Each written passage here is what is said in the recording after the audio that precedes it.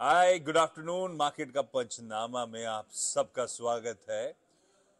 भाई, आप सबको हमारी पूरी डिजिटल टीम की तरफ से, इनफैक्ट सीएनबीसी आवाज परिवार की तरफ से फेस्टिव ग्रीटिंग्स, छोटी दीपावली की, छोटी दिवाली की ढेरों शुभकामनाएं।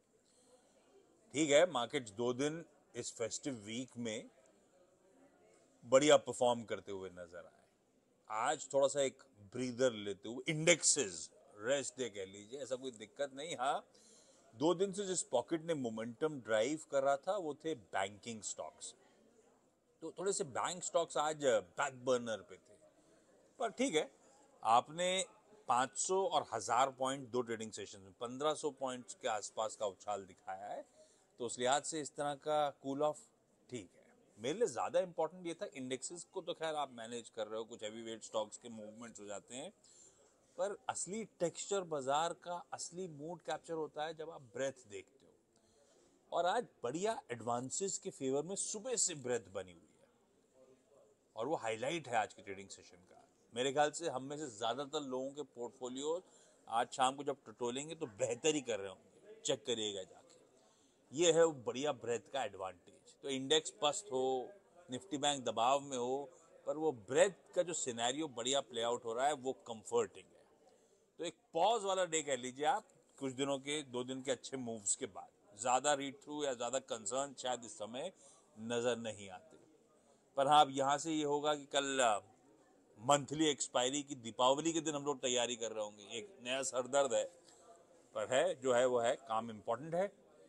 तो कल वो इंपॉर्टेंट सेशन होगा दिवाली के दिन, जब हम लोग मंथली कॉन्ट्रैक्ट्स की एक्सपायरी से जूझ रहे होंगे। खैर, आप लोग अपने आवाज के अलग अलग सोशल मीडिया प्लेटफॉर्म से क्वेरीज भेजना शुरू करिए। अपन लोग उन कुछ स्टॉक्स में से बातचीत कर लेंगे। उसके बाद आप लोग भी घर के परिवार के साथ आज बिजी रहिए, एंगेज रहिए। फेस्टिवल साल में एक बार आता है, एंजॉय करिए। खैर, जहां तक पिरामल फार्मा की बात है, इसको तो रडार पे रखा है मैंने, क्योंकि बहुत कंसोलिडेशन के बाद अब एक तरफा मूव बढ़िया तेजी तूल पकड़ रही है, पोजिशनली इंटरेस्टिंग। और पिरामल फार्मा के लिए आपको इसके धंधे से ज्यादा इंपॉर्टेंट मैक्रो एनवायरनमेंट जिसके चलते तूल पकड़ रहा है। खास तौर पर आपने नोटिस करोगे सितंबर ऑनवर्ड्स तो तेजी और तूल पकड़ गई है, क्योंकि यूएस में वो जो बायोसिक्योर एक्ट है, अभी सितंबर के महीने में अगर आपको याद हो तो हाउस ऑफ रिप्रेजेंटेटिव्स ने उसे पास कर दिया था। सीनेट की मंजूरी बची, 2 हाउसेज हो गए, लोअर हाउस अपर हाउस, तो सीनेट की मंजूरी बची हुई है। पर ये बायोसिक्योर एक्ट जो है, अमेरिकन फेडरल एजेंसीज को रिस्ट्रिक्ट करेगा कि आप किसी भी ऐसी कंपनी के साथ कॉन्ट्रैक्ट नहीं कर सकते, सर्विसेज प्रोक्योर नहीं कर सकते जो कि कहते हैं ना वो कंपनीज ऑफ कंसर्न है। और इसमें मेरे ख्याल से ज्यादातर वो चाइनीज कंपनी शुमार होती हुई नजर आएगी। और अगर ये बायोसिक्योर एक्ट यूएस में पास होता है तो इंडियन फार्मास्यूटिकल जो एक बड़ा प्लेयर है यूएस में, वो प्राइम बेनिफिशियरी हो सकता है। और उसमें भी वो कंपनी जैसे कि पिरामल फार्मा, जिनका यूएस एक्सपोजर ज्यादा है, उनके लिए बहुत बढ़िया ये स्टेज सेट हो रहा है। तो अपने आप में धंधा अच्छा कर रहा है, ऑफ लेट रिजल्ट्स हाईलाइट कर रहे हैं, मैक्रो एनवायरनमेंट कंड्यूसिव हो रहा है, ये जो बायोसिक्योर एक्ट की मैंने बात करी। प्लस मैंने नोटिस करा है पिरामल साहब फार्मास्यूटिकल्स के धंधे में, भाई वहां से बहुत तगड़ा कैश मोबिलाइज करा था एक समय। क्या बढ़िया कंपनी खड़ी करी थी, क्या कैश मोबिलाइज करा था जब उसे बेचा था। मेरा कंफर्ट है पिरामल साहब के साथ और उस फैमिली के साथ, खासतौर पे फार्मास्यूटिकल बिजनेसेस को लेकर। तो मुझे लगता है ये इंटरेस्टिंग बिजनेस है। बायोसिक्योर एक्ट इसके रेवेन्यूज और प्रॉफिट्स को तूल देता हुआ नजर आएगा। तो मोमेंटम में है, आई गेस इसे होल्ड करना चाहिए। देखिए ना, अभी हाल फिलहाल बाजार के किस तरह के मूव्स बने थे, पर ये स्टॉक बढ़िया आउट परफॉर्मेंस में ही है, कंटिन्यू कर रहा है। ये दिखा रहा है रिलेटिव स्ट्रेंथ इस समय इस काउंटर। तो आई गेस होल्ड है। लेकिन आपके फाइनेंशियल एडवाइजर जिनसे आप बातचीत करते हैं, ब्रोकर साहब जिनसे आप बातचीत करते हैं, वो ज्यादा बेहतर प्लेस होंगे आपको एडवाइस करने के लिए। यहाँ पे अपन लोग सिर्फ चर्चा कर रहे हैं।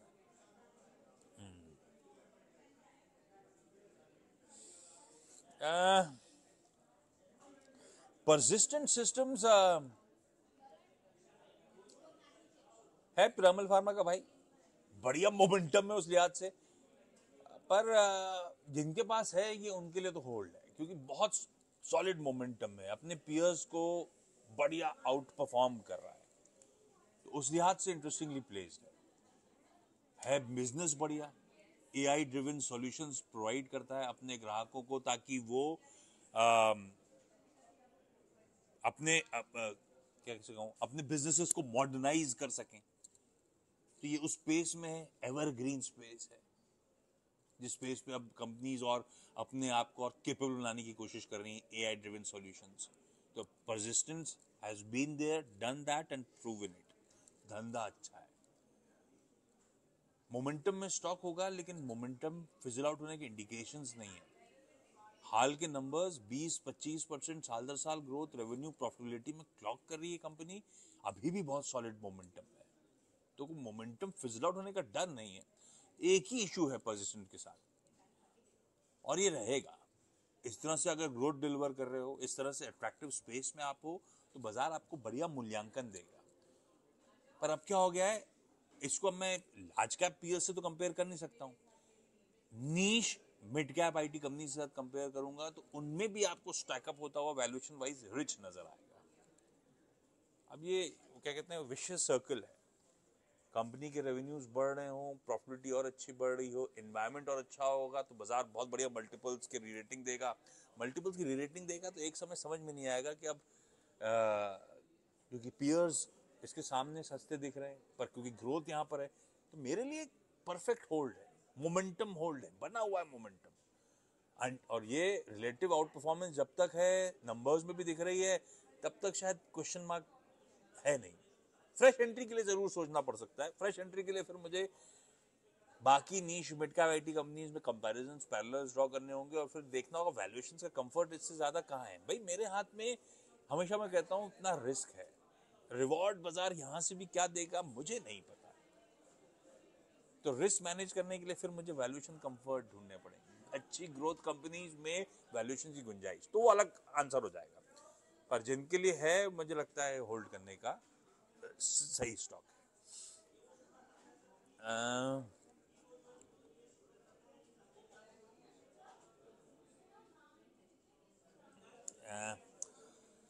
केन्स टेक्नोलॉजीज बहुत सॉलिड परफॉर्मेंस है। अच्छा, जिस स्पेस में है ये, वो क्या कहते हैं, electronic system and design manufacturing, ESDM का स्पेस, वो स्पेस अपने आप में बहुत अट्रैक्टिव है।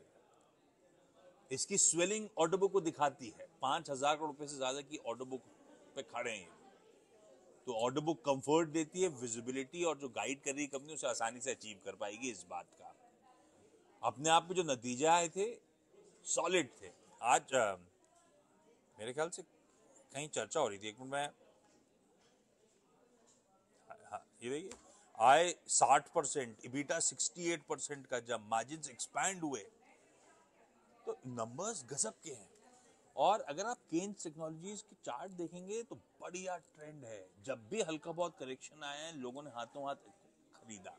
इस फेज में भी वही हुआ, पिछले कुछ दिनों में स्टॉक ठंडा जरूर पड़ा था, वापस सॉलिड बाउंस बैक, तो ट्रेंड इंटैक्ट है, कंपनी बढ़िया डिलीवर कर रही है, जिस स्पेस में, वो स्पेस बहुत अट्रैक्टिव है, स्वेलिंग ऑर्डर बुक है, ऑर्डर बुक विजिबिलिटी स्ट्रांग है, तो यार कंप्लेंट के बहुत ज्यादा रीजंस मेरे पास नहीं। एक ही कंप्लेंट वैल्यूएशंस की, तो वैल्यूएशंस सारे पियर्स को इस स्पेस के स्टैकअप करिएगा, कॉन्ट्रैक्ट मैन्युफैक्चरिंग वाले प्लेयर्स स्टैकअप करिएगा, तो ठीक है, बढ़िया ग्रोथ बिजनेसेस हैं, सब जगह वैल्यूएशन थोड़े स्ट्रेच्ड हैं, बाजार को स्पेस पसंद आ रही है, और केन्स डिलीवर करके दे रहा है, तो क्वेश्चन करने की अभी तो जरूरत नहीं दिखती मुझे लगता है जब आप सवाल उठा रहे हो, एक बढ़िया होल्डी है ये अपने पोर्टफोलियो में। पर हाँ, प्लीज फाइनेंशियल एडवाइजर से बातचीत करते चलिएगा। हाँ,